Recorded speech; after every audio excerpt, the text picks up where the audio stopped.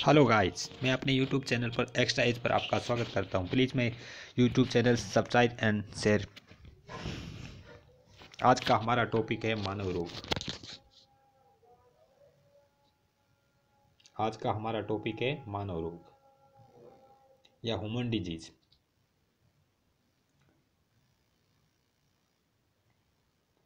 मानव रोग हमारे शरीर में नियमित रूप से भोजन, पाचन, उत्सर्जन, श्वसन आदि क्रियाएं करता रहता है। जब कभी इन क्रियाओं में अनियमितता या बाधा उत्पन्न होती है तो हम रोगी हो जाते हैं। मानव रोग दो प्रकार के होते हैं, एक अर्जित रोग, एक आनुवंशिक रोग या जन्मजात रोग। अर्जित रोग यानी हम किसी के द्वारा जो अर्जित किए जाते हैं या कीट पतंग या मान के द्वारा जो रोगों को ग्रहण किया जाता है उन्हें अर्जित रोग कहा जाता है। अर्जित रोगों ने दो प्रकार के होते हैं, संक्रामक रोग, असंक्रामक रोग। संक्रामक रोग वे रोग यदि जो एक दूसरे के संपर्क से फैलते हैं उन्हें संक्रामक रोग कहते हैं। जैसे वायु, जल, कीट पतंगों के संपर्क के द्वारा फैलने वाले रोग होते हैं, उन्हें संक्रामक रोग कहा जाता है। असंक्रामक रोग वे रोग जो एक व्यक्ति से दूसरे व्यक्ति में नहीं फैलते हैं, उन्हें असंक्रामक रोग कहते हैं। जैसे कैंसर, जोड़ों का दर्द।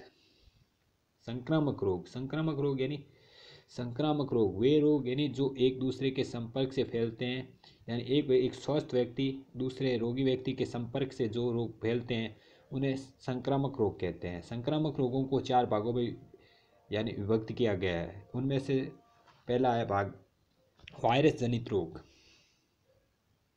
वायरस जनित रोग जो वायरस यानी वायरस के द्वारा फैलता है उन्हें वायरस जनित रोग कहा जाता है। वायरस जनित रोगों के अंदर हम प्रमुख रोगों के बारे में पढ़ेंगे। उनमें से है पोलियो, खसरा, चिकनपॉक्स या छोटी माता, रेबीज, हेपेटाइट ए, डेंगू और सर्दी जुकाम। जीवाणु जनित रोग दूसरा या बैक्टीरिया जनित, जो बैक्टीरिया यानी के द्वारा फैलते हैं उन्हें बैक्टीरिया जनित रोग कहा जाता है। बैक्टीरिया जनित रोगों के अंदर हम प्रमुख रोगों के बारे में विस्तार से अध्ययन करेंगे। उनमें से प्रमुख रोग कौन कौन से हैं?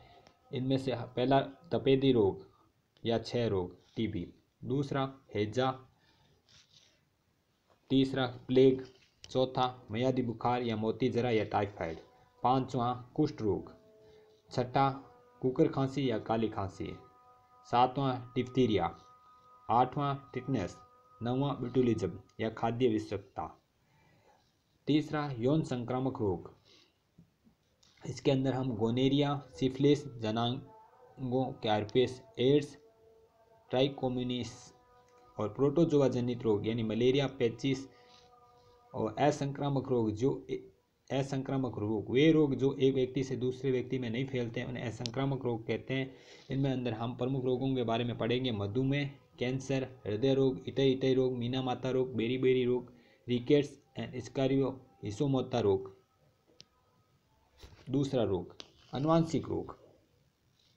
आनुवंशिक रोग यानी जो वे रोग जो एक माता पिता यानी से पुत्र यानी माता पिता से पुत्र के अंदर जो ट्रांसफॉर्म होते हैं, यानी जीन या गुणसूत्रों के द्वारा जो ट्रांसफॉर्म होते हैं एक पीढ़ी से दूसरी पीढ़ी में, जो उन्हें आनुवंशिक रोग कहते हैं या जन्मजात रोग कहते हैं। जिनके अंदर हम हीमोफीलिया, डाउन सिंड्रोम, वर्नांता, पटाउ सिंड्रोम, टर्नर सिंड्रोम और क्लाइफेल्ट्रोन सिंड्रोम के बारे इन प्रमुख रोगों के बारे में विस्तार से अध्ययन करेंगे। संक्रामक रोग, अब हम इन रोगों के बारे में विस्तार से अध्ययन करेंगे। संक्रामक रोग वे रोग यानी जो एक स्वस्थ व्यक्ति से दूसरे रोगी व्यक्ति के संपर्क से एक स्वस्थ व्यक्ति रोगी हो जाता है, उसे संक्रामक रोग कहते हैं। वायरस जनित रोग यानी जो वायरस के द्वारा फैलते हैं उन्हें वायरस जनित रोग कहते हैं। इनके अंदर हम वायरस के अंदर हमारा पहला टॉपिक है पोलियो। पोलियो यानी का रोगजनक होता है एंट्रोवायरस होता है। इसका संक्रमण यानी दूषित जल, भोजन से वायरस आंतों में प्रवेश करता है। यह सबसे छोटा वायरस होता है। आंतरिक कोशिकाओं में जाकर ये विभाजित होकर अपनी संख्या बढ़ाता है। केंद्रीय तंत्रिका तंत्र यानी नर्वस सिस्टम को पहुंचकर मेरुरज्जु के पृष्ठ श्रृंगों को क्षति पहुंचाता है, जिससे मांसपेशियों में पक्षघात हो जाता है।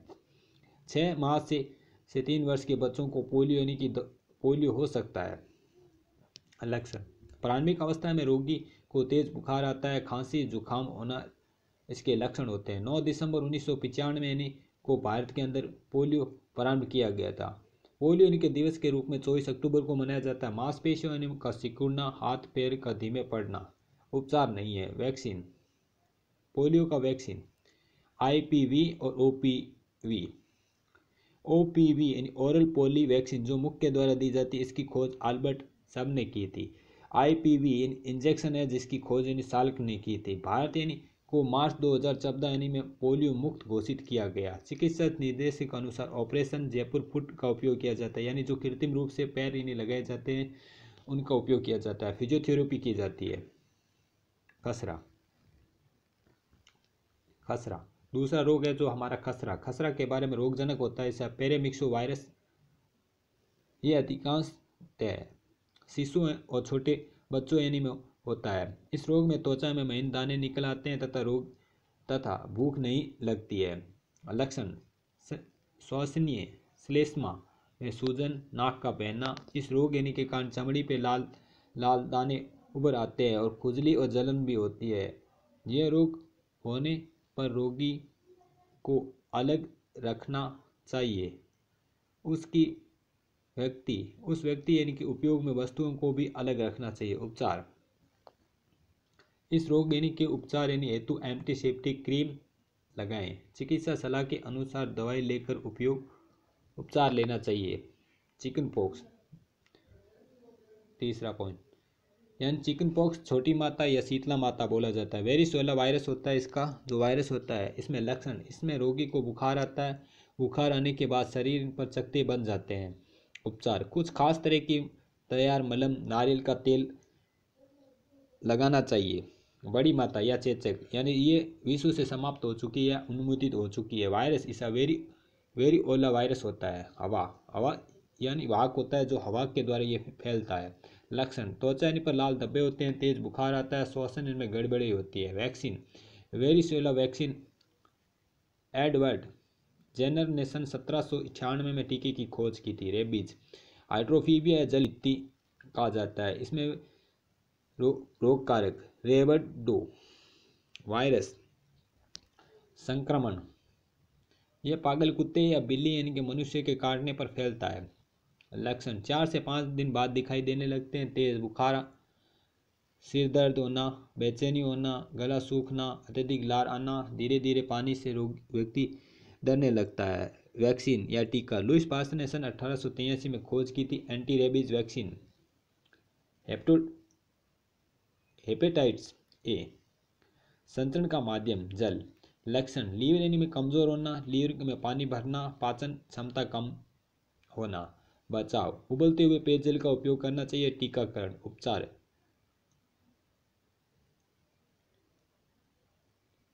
लेवोसिन टेबलेट का उपलब्ध कराना। लीव 50 की दवाइयाँ, अन्य प्रतिजैविक दवाइयों को चिकित्सा सलाह के अनुसार। हेपेटाइटिस वैक्सीन डेंगू या डेगी वार्क मादा एडिज इजेप्टाई मच्छर कारण मच्छरों यानी कि गंदे पानी में पनपने के कारण, कीटों यानी के पनपने के कारण, मच्छरों के काटने के कारण प्लेटलेट्स की संख्या में कम होना कारण होता है। कूलर में पानी भरा रहने से मच्छरों को पनपने के कारण, गंदगी के कारण, खून यानी में अभाव के कारण। लक्षण सर दर्द होना, आंखों में दर्द होना, बदन दर्द या जोड़ों में दर्द होना, भूख कम लगना, दस्त लगना। बचाव रात को सोते समय मच्छरदानी का उपयोग करना चाहिए। घरों के आसपास पानी को जमा नहीं होने देना चाहिए। शरीर को पूर्ण रूप से ढक कर रखना चाहिए। मच्छरों यानी कि स्प्रे, क्रीम आदि का उपयोग करना चाहिए।